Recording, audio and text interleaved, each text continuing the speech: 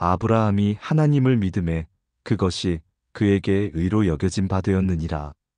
여러분, 이 말씀을 들으면 어떤 생각이 드시나요? 아브라함이 의롭게 된 건 그가 뭔가 대단한 일을 해서가 아니었습니다. 그냥 믿었을 뿐입니다. 그런데 그것이 의로 여겨졌다는 겁니다. 그냥 믿기만 하면 돼요? 너무 쉬운 거 아닌가요? 뭔가 더 해야 하는 거 아닌가요? 오늘 로마서 4장은 우리의 이 질문에 명확하게 답합니다. 끝까지 들어주세요. 이 말씀이 여러분의 신앙을 완전히 바꿔놓을 수 있습니다. 안녕하세요. 오늘도 은혜 말씀 가족 여러분. 오늘 하루도 정말 수고 많으셨습니다. 혹시 오늘 나는 충분히 믿음이 있을까? 이런 생각하신 적 있으신가요? 더 열심히 해야 하나? 더 헌신해야 하나? 이런 고민 말입니다. 로마서 4장은 우리의 이 고민에 답을 줍니다. 지난 시간 로마서 1장에서 모든 사람이 죄인임을 받고 2장에서 율법으로는 구원받을 수 없다는 것을 받고 3장에서 오직 믿음으로 이롭게 된다는 것을 배웠습니다. 그런데 오늘 4장에서는 그 증거를 보여줍니다. 바로 아브라함을 통해서 말입니다. 함께 로마서 4장을 통해 믿음으로 의롭게 되는 복음의 비밀을 깊이 있게 만나는 시간 되시길 바랍니다. 그렇다면 우리 조상 아브라함이 육신으로 무엇을 얻었다고 말하리요? 만일 아브라함이 행위로서 의롭다 하심을 받았으면 자랑할 것이 있으려니와 하나님 앞에서는 없느니라. 성경이 무엇을 말하느냐? 아브라함이 하나님을 믿음에 그것이 그에게 의로 여겨진 바 되었느니라. 바울은 지금 유대인들이 가장 존경하는 인물을 끌어옵니다.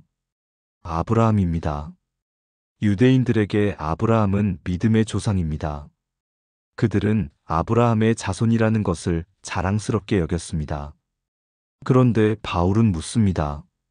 아브라함은 어떻게 의롭게 되었습니까? 이 질문이 중요합니다. 왜냐하면 유대인들은 아브라함이 할례를 받았고 율법을 지켰고 순종했기 때문에 의롭게 되었다고 생각했기 때문입니다. 특히 이삭을 바친 그 순종을 생각하면서 아브라함은 행위로 의롭게 되었다고 믿었던 거예요. 그런데 바울은 성경을 봅니다. 창세기 15장 6절을 인용합니다. 아브라함이 하나님을 믿음에 그것이 그에게 의로 여겨진 바 되었느니라. 이게 핵심입니다. 아브라함이 뭔가를 해서가 아닙니다.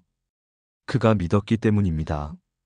여러분, 이것을 잘 기억하셔야 합니다. 아브라함이 이삭을 바친 것은 창세기 22장입니다. 그런데 하나님이 아브라함을 의롭다고 인정하신 것은 창세기 15장입니다. 7장이나 앞입니다. 순서가 중요합니다. 먼저 믿음으로 의롭다함을 받았고 그 다음에 순종이 따라온 겁니다.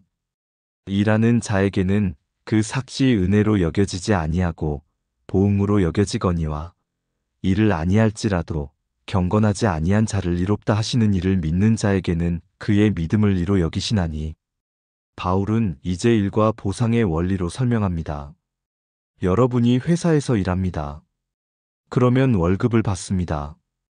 이건 은혜가 아닙니다. 당연한 대가입니다. 일한 만큼 받는 거예요. 이게 보응의 원리입니다. 그런데 구원은 이렇게 작동하지 않습니다. 우리가 뭔가를 해서 그 대가로 구원을 받는 게 아니라는 겁니다. 나는 이만큼 헌금했으니까, 이만큼 봉사했으니까, 이만큼 기도했으니까 구원받을 자격이 있어 이게 아니라는 거예요. 오히려 일을 아니할지라도라고 했습니다. 충격적이지 않으세요? 일을 안 해도? 네, 일을 안 해도입니다. 왜냐하면 구원은 우리의 행위에 대한 대가가 아니기 때문입니다. 구원은 하나님의 은혜입니다. 경건하지 아니한 자를 의롭다 하시는 이를 믿는 자, 이 표현을 보세요. 경건하지 않은 자, 즉 죄인을 의롭다고 선언하시는 하나님을 믿는 자에게 그 믿음이 의로 여겨진다는 겁니다. 우리가 의로워서 의롭게 되는 게 아니라 의롭지 않은 우리를 의롭다고 선언하시는 하나님을 믿기 때문에 의롭게 되는 겁니다. 이것이 복음의 핵심입니다. 우리의 행위가 아니라 하나님의 은혜입니다. 우리의 자격이 아니라 하나님의 선물입니다. 일한 것이 없이 하나님께 의로 여기심을 받는 사람의 복에 대하여 다윗이 말한 바, 불법이 사함을 받고 죄가 가려진 사람들은 복이 있고 주께서 그 죄를 인정하지 아니하실 사람은 복이 있도다 함과 같으니라. 바울은 또 다른 증인을 부릅니다. 다윗입니다. 다윗도 같은 이야기를 했다는 겁니다. 시편 32편을 인용합니다. 죄사함을 받은 자가 복이 있다고 했습니다. 여기서 주목할 표현이 있습니다. 일한 것이 없이 또 나옵니다. 다윗도 말합니다. 우리가 뭔가를 해서가 아니라는 겁니다. 불법이 사함을 받고 죄가 가려지고 주께서 죄를 인정하지 않으시는 것, 이것이 복이라는 겁니다. 여러분, 이게 얼마나 놀라운 소식입니까? 우리의 죄가 용서받는다는 것, 우리의 허물이 덮어진다는 것, 하나님이 우리의 죄를 더 이상 기억하지 않으신다는 것, 이게 복음입니다. 다윗은 밧세바와의 간음, 우리아를 죽인 살인의 죄를 지었습니다.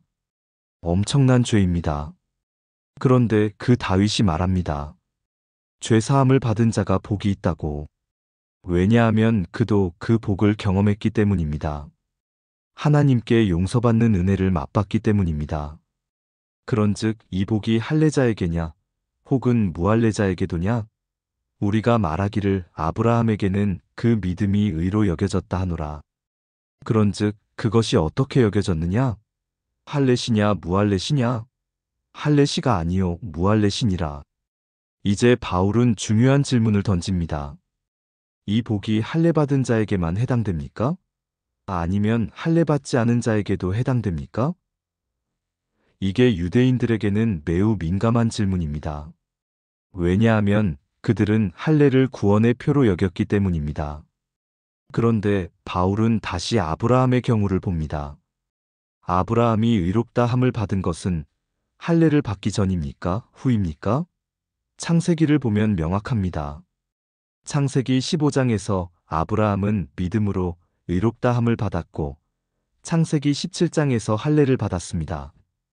순서가 확실합니다. 먼저 의롭다 함을 받았고 그 다음에 할례를 받은 겁니다. 이게 무슨 의미입니까? 할례가 구원의 조건이 아니라는 겁니다. 할례가 의로움을 가져다 주는 게 아니라는 겁니다. 아브라함은 할례 없이도 이미 의롭다 함을 받았습니다. 그러므로 할례는 구원의 방법이 아니라 구원의 표입니다. 그가 할례의 표를 받은 것은 무할례시의 믿음으로 된 의를 인친 것이니 이는 그가 무할례자로서 믿는 모든 자의 조상이 되어 그들도 이로 여기심을 얻게 하려 하심이라. 또한 할례자의 조상이 되되 할례 받을 자에게뿐 아니라 우리 조상 아브라함이 무할례시에 가졌던 믿음의 발자취를 따르는 자에게도 그러하니라. 할례는 인친 것입니다. 도장을 찍는 것과 같습니다. 이미 의롭다 함을 받은 것을 확인하는 표시입니다. 구원을 가져오는 게 아니라 구원을 확인하는 겁니다. 그러므로 아브라함은 두 종류의 사람들의 조상이 됩니다. 첫째는 할례받지 않았지만 믿는 모든 자입니다. 이방인들을 말합니다. 둘째는 할례받았을 뿐 아니라 아브라함의 믿음을 따르는 자입니다. 유대인들을 말합니다. 여기서 핵심은 무엇입니까? 할례 자체가 아니라 믿음입니다. 할례를 받았든 안 받았든 중요한 것은 아브라함이 가졌던 그 믿음을 우리도 가지고 있느냐입니다. 오늘날로 적용해 볼까요? 세례 받았습니까? 좋습니다. 그런데 세례 자체가 구원을 주지 않습니다. 교회 등록했습니까? 좋습니다. 그런데 등록증이 구원을 보장하지 않습니다. 중요한 것은 아브라함처럼 하나님을 믿는 그 믿음입니다. 그러므로 상속자가 되는 것이 율법에서 난 것이 아니요 믿음에 의해서 난 것이니 이는 그것을 은혜에 속하게 하려 하심이라. 그 약속을 그 모든 후손에게 굳게 하시려 하심이니 율법에서 난 자에게뿐 아니라 아브라함의 믿음에서 난 자에게도 그러하니라. 아브라함은 우리 모든 사람의 조상이라. 바울은 이제 율법과 믿음을 대조합니다. 상속자, 즉 하나님의 약속을 받는 자가 되는 것이 율법에서 나옵니까? 아니면 믿음에서 나옵니까? 만약 율법에서 난다면 어떻게 됩니까? 그럼 은혜가 아니게 됩니다. 왜냐하면 율법은 이것을 하면 산다는 조건부 계약이기 때문입니다. 그럼 우리가 율법을 완벽하게 지켜야만 구원받을 수 있습니다. 그런데 그게 가능합니까? 불가능합니다. 그래서 하나님은 믿음의 방법을 선택하셨습니다. 왜냐하면 그것을 은혜에 속하게 하려 하심입니다. 은혜는 우리가 자격이 없는데도 주시는 겁니다. 우리가 받을 만하지 않은데도 주시는 겁니다. 이것이 복음입니다. 그리고 이 은혜는 모든 후손에게 굳게 됩니다. 율법에서 난 자, 즉 유대인들에게도, 아브라함의 믿음에서 난 자, 즉 이방인들에게도 다 해당됩니다. 아브라함은 우리 모든 사람의 조상입니다. 믿음으로 사는 모든 사람의 아버지입니다. 기록된 바 내가 너를 많은 민족의 조상으로 세웠다 하심과 같으니 그가 믿은 바 하나님은 죽은 자를 살리시며 없는 것을 있는 것으로 부르시는 이시니라. 창세기 17장 5절을 인용합니다.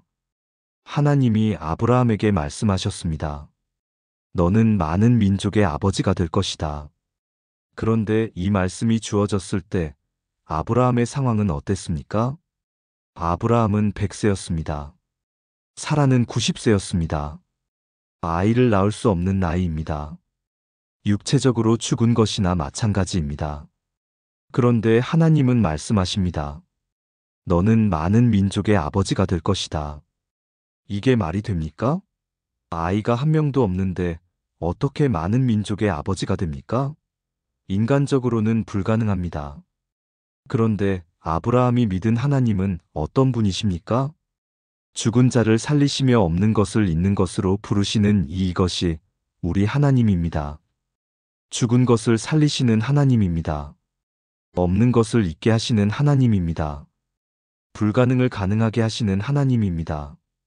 여러분의 상황이 죽은 것 같습니까? 아무 소망이 없어 보입니까? 그런데 우리가 믿는 하나님은 죽은 자를 살리시는 분입니다. 여러분의 꿈이 없는 것처럼 보입니까? 실현 불가능해 보입니까? 그런데 우리 하나님은 없는 것을 있게 하시는 분입니다. 그가 바랄 수 없는 중에 바라고 믿었으니 이는 내 후손이 이 같으리라 하신 말씀대로 많은 민족의 조상이 되게 하려 하심이라. 그가 100세나 되어 자기 몸이 죽은 것 같고 사라의 태가 죽은 것 같음을 알고도 믿음이 약하여지지 아니하고 믿음이 없어 하나님의 약속을 의심하지 아니하고 믿음으로 견고하여져서 하나님께 영광을 돌리며 약속하신 그것을 또한 능히 이루실 줄을 확신하였으니 아브라함의 믿음을 보십시오. 바랄 수 없는 중에 바라고 믿었으니 소망이 없는 상황에서 소망을 가졌다는 겁니다. 어떻게 이게 가능합니까? 아브라함은 자기 몸을 봤습니다. 100세입니다. 죽은 것 같습니다. 사라의 태를 봤습니다. 90세입니다. 죽은 것 같습니다. 현실을 정확하게 직시했습니다. 자기를 속이지 않았습니다. 상황이 절망적이라는 것을 알았습니다. 그런데도 믿음이 약하여지지 않았습니다. 왜냐하면 그는 자기 상황이 아니라 하나님의 약속을 받기 때문입니다. 자기 능력이 아니라 하나님의 능력을 신뢰했기 때문입니다. 믿음이 없어 하나님의 약속을 의심하지 아니하고 불신앙으로 하나님의 약속을 흔들리지 않게 했다는 겁니다. 오히려 믿음으로 견고하여져서 믿음이 더 강해졌다는 겁니다. 그 결과가 무엇입니까? 하나님께 영광을 돌리며 이것이 믿음의 목적입니다. 하나님께 영광 돌리는 것입니다. 아브라함은 자기 상황이 아무리 절망적이어도 하나님은 약속을 이루실 수 있다고 믿었고 그것으로 하나님께 영광을 돌렸습니다.